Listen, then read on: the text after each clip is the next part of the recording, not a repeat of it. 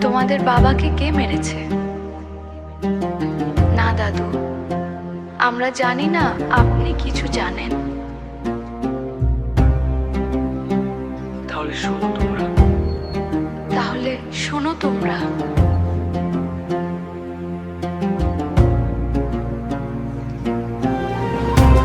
সেদিন তোর বাবা একটা আলু ক্ষেতের মধ্য দিয়ে বাজারে যাচ্ছিল তোদের জন্য খাবার আনতে।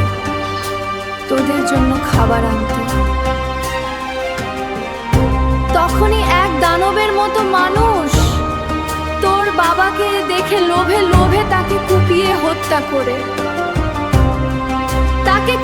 হত্যা করে। কিন্তু তখন আমরা দূর থেকে কঞ্চনের দেখে দৌড়ে আসায় লোকটা আমাদের দেখতে পেয়ে পালিয়ে যায়।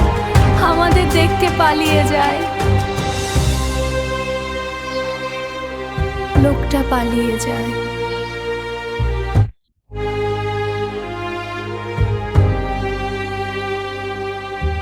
কে আমাদের এত বড় ক্ষতি করলো?